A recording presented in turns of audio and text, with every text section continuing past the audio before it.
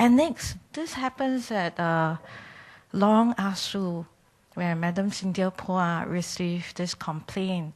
What happened is that this resident is a very nice lady, actually. She has been staying at this block for the past 10 years. And her behavior started to change after the death of the father.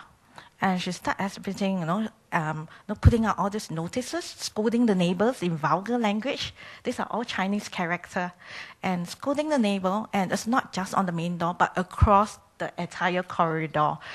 And it's very disturbing. And the neighbors try to close one eye, saying that, oh, she used to be a very nice neighbor during the past 10 years. So, if we make complaint against her, she might get it, she might be punished. So we try to close one eye. So she continued to exhibit those behavior, displaying all these messages on the main door, along the corridor. And it gets worse when she starts buying a lot of curry powder and mixing it with water and displaying all this plate all around the house.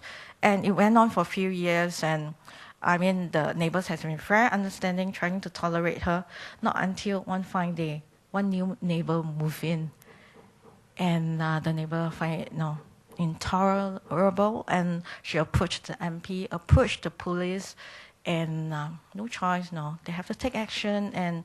But the police was saying that, I can't do much, because for police, they said that they have two conditions. That is they will only handle if the person harm themselves, or if not, they harm others. They can't handle this. So we went in and tried to assess again and refer this lady for appropriate treatment again.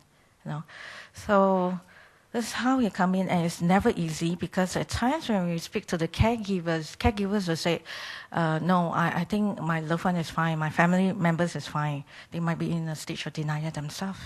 So a lot of education needs to be done to educate the caregivers on the consequences of this delayed treatment. So what Civil Ribbon is doing is we provide a platform, to provide a platform and outlet for people at risk or their caregivers to make inquiry on mental health issue. It's never easy. A lot of people feel very uncomfortable, and they feel that it's a taboo to even discuss about mental health issue. Then next, provision of emotional support, providing complimentary counseling service where we can identify at-risk group and refer them or their caregivers to the relevant organization who can address their needs.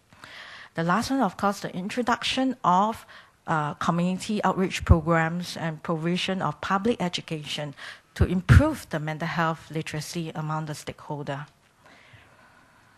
So eventually what we did was we talked to Mr. Yoga Kwan. That was the first MP we talked to, and we presented a proposal, and less than 3 months he actually converted his RC corner into a counseling center where we provide free counseling to people who have mental health issue, or somebody who have a lot of misconception about mental health issue.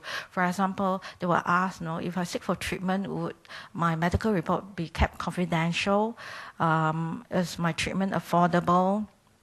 Or any side effect? So to date, we have handled hundreds of residents, from all parts. And in fact, there's an article of the first case we handled when this mom actually brought in the 15-year-old daughter.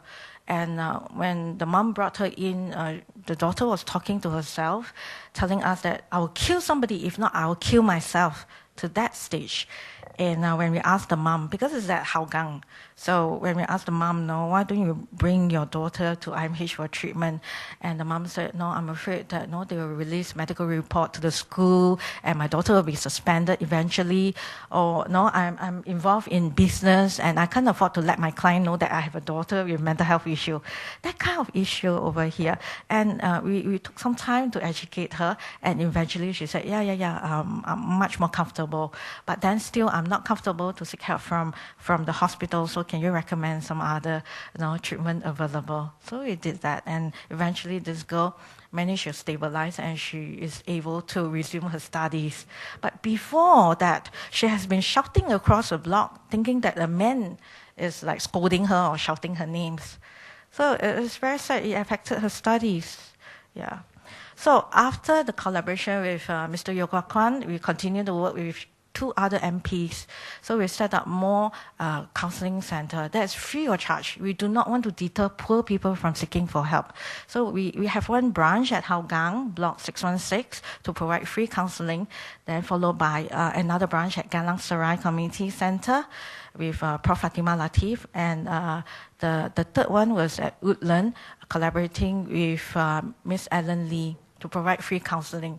You will notice that not everybody is willing to seek help immediately. Some will have a lot of concern, and we are here to clear the misconception before they are open to seek for treatment. So these are the counseling services, and you can take down the number 63861928. That's the main line to arrange for free counseling. We do not charge a single cent. We raise our own fund to provide all these services.